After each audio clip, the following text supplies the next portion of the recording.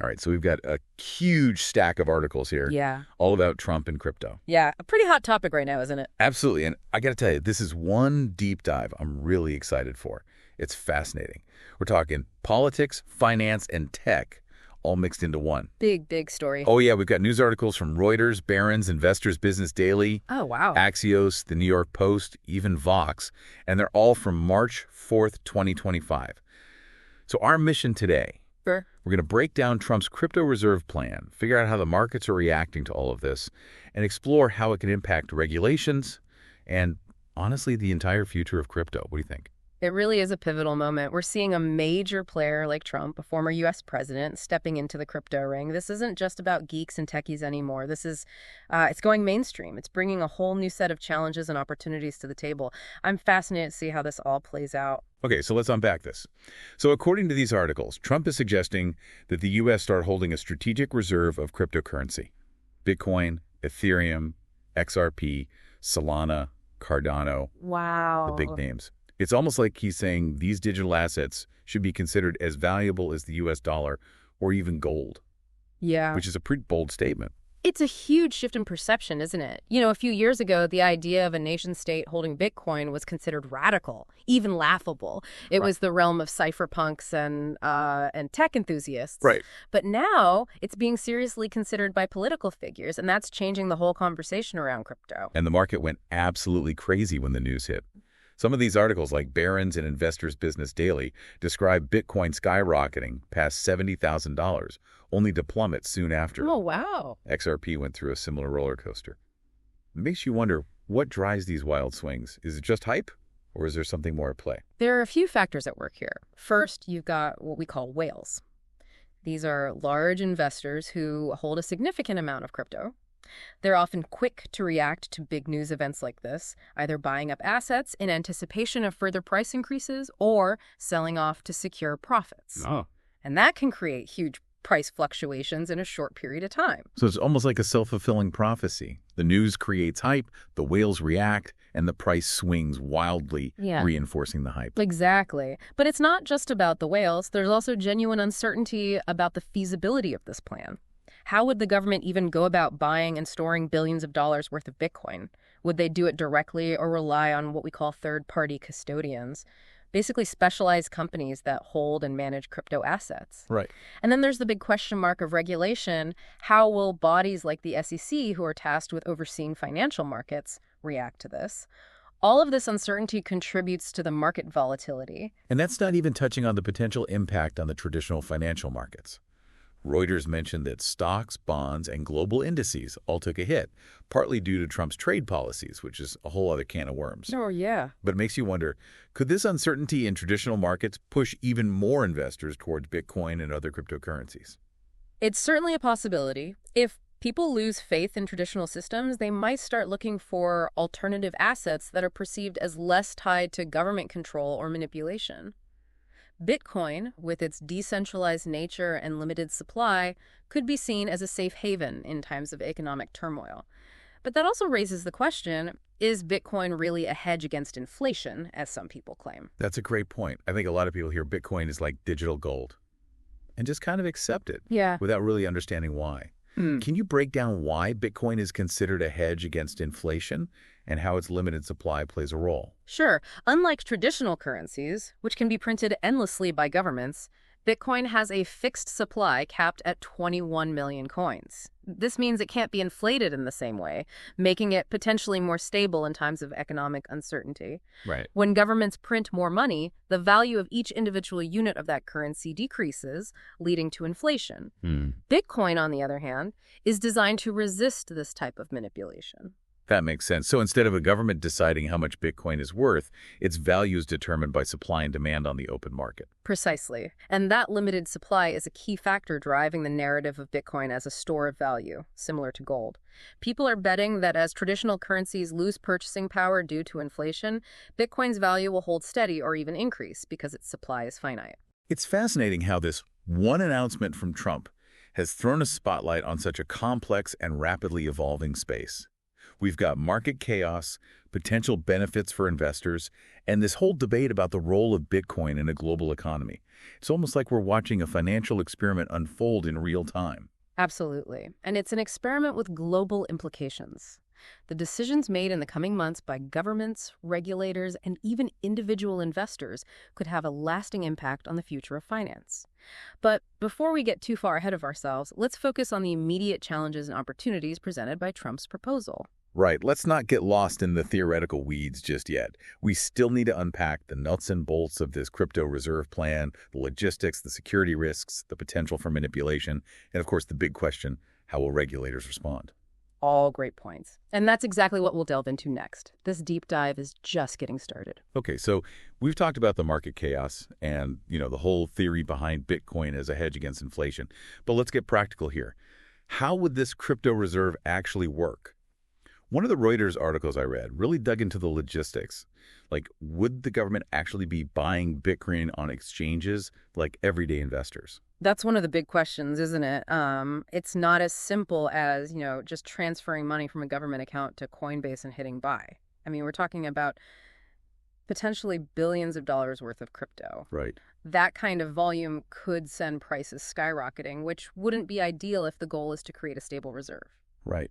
It just seems like there's so many potential pitfalls. Like, what about security? Hacks and scams are constant threats in the crypto world. How could the government possibly safeguard a national crypto reserve? Would they need to build some kind of Fort Knox for Bitcoin? That's another massive challenge. The article from Vox actually touched on this, highlighting that the government would need to invest heavily in cybersecurity infrastructure. I mean, remember, we're not dealing with physical assets here. It's all code, and code can be vulnerable. So we've got potential logistical nightmares, security risks. It feels like a pretty risky proposition. But are there any potential benefits to the U.S. holding a crypto reserve? There are definitely arguments to be made on both sides. One potential benefit is that it could strengthen the U.S. position in the global financial landscape. As we move towards a more digital economy, having a stake in major cryptocurrencies could give the U.S. a competitive advantage. It's almost like a power play, right? Yeah. Establishing dominance in this new financial frontier. Mm-hmm. But wouldn't that contradict the whole decentralized ethos of crypto? That's an important point. It's a bit of a paradox, isn't it? Crypto was born out of a desire to move away from centralized control, but now we're seeing governments taking an interest. It raises the question, can crypto truly remain decentralized if governments become major players? It feels like we're at a crossroads. And speaking of control, what about the impact on regulation? If the U.S. government is holding a significant amount of crypto, wouldn't they have a vested interest in shaping regulations to benefit their own holdings? Absolutely. And that's where things get really interesting. The article in Investors Business Daily mentioned the possibility of a regulatory showdown between the government and the crypto industry. If the government becomes a major player, will they push for stricter oversight, potentially stifling innovation, or will they see the potential benefits of fostering a more crypto-friendly environment? It's a delicate balancing act. Yeah. Too much regulation could stifle growth, but too little could lead to instability and abuse. Seems like the stakes are incredibly high. They are. And it's not just about the U.S. either. If the U.S. adopts a crypto reserve, other countries might follow suit.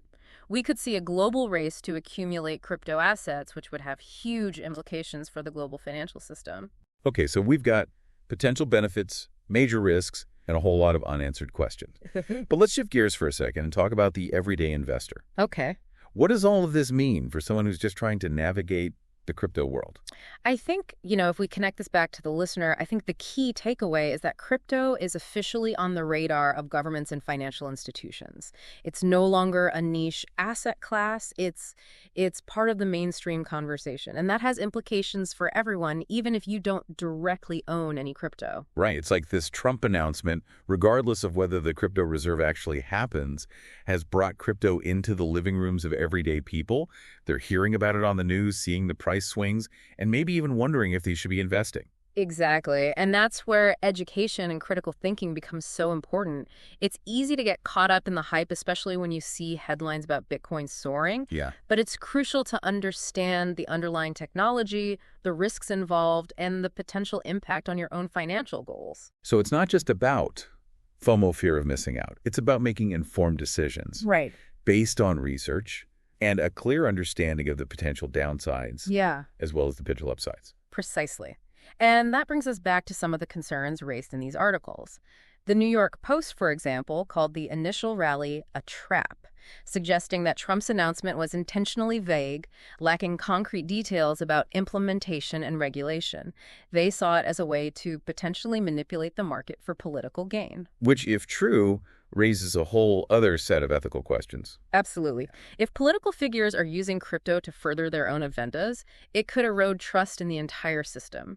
Transparency and accountability are crucial, especially when dealing with something as volatile and potentially impactful as cryptocurrency. So it seems like we're not just talking about the future of finance, we're talking about the future of trust, transparency, and even democracy itself. And that's why this story is so compelling. It's not just about numbers and charts. It's about the fundamental principles that underpin our society. How will we navigate this new landscape?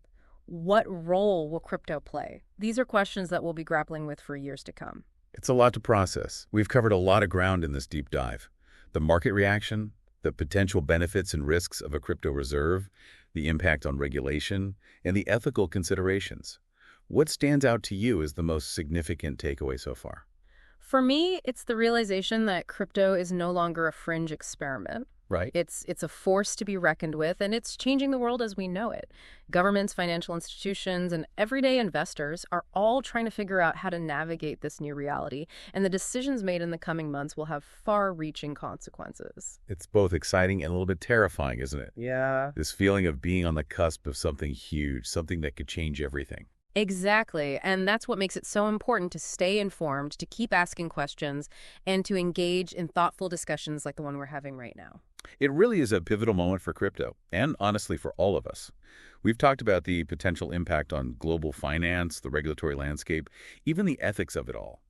But what about the practicalities? Let's say the U.S. does go ahead with this crypto reserve. How could it actually affect, someone like you, the everyday investor? That's a great question, and it's one that a lot of people are probably asking themselves right now. If we connect this back to the listener, one potential outcome is that we could see crypto becoming more integrated into traditional retirement accounts, like 401ks. Right now, that's pretty rare. Yeah, most 401ks are limited to stocks, bonds, and mutual funds. So you're saying that a government-backed crypto reserve could pave the way for more mainstream adoption of crypto as a retirement investment? It's certainly possible. If the government is holding crypto as part of its strategic reserves, it could lend legitimacy to the asset class and encourage more traditional financial institutions to offer crypto investment options. But wouldn't that also make the government responsible for protecting those investments? I mean, if people's retirement savings are tied up in Bitcoin and the market crashes, wouldn't that be a political disaster? It's a valid concern, and it highlights the potential for what we call moral hazard. If people believe that the government will always bail them out if the crypto market tanks, it could encourage reckless investing and create even bigger bubbles. Right. It's a bit of a double-edged sword. More accessibility could be great for individual investors who want to diversify their portfolios, but it also comes with increased risk and the potential for greater volatility. Exactly. And that's why it's so important to approach crypto investments with caution, regardless of what the government does. Don't let FOMO, the fear of missing out, drive your decisions. Do your research, understand the risks, and invest only what you can afford to lose. Solid advice. So, to wrap things up, we've explored Trump's crypto reserve plan from all angles: the market madness, the potential benefits and risks, the regulatory implications, and the potential impact on everyday investors. It's been a wild ride. It has. And this is really just the beginning. This whole episode highlights that crypto is evolving at an incredible pace, and it's intersecting with global politics and economics in ways we couldn't have imagined just a few years ago. It feels like we're on the edge of a new era, and the rules are still being written. Exactly, and that's what makes it so fascinating. We're witnessing a major shift in the financial landscape, and the outcome is uncertain. Will this lead to a more equitable and decentralized financial system, or will it simply reinforce existing power structures? It's a question worth pondering. And as this story continues to unfold, we'll be here to help you make sense of it all. So keep an eye on the news, stay informed, and most importantly, keep asking questions. Because in the world of crypto, the only constant is change. Well said. And remember, if there's any specific aspect of this you want to delve deeper into, where to find us, we're always up for another deep dive. Thanks for listening. If this video helped, hit the like button, subscribe for more crypto content, and I'll see you in the next one.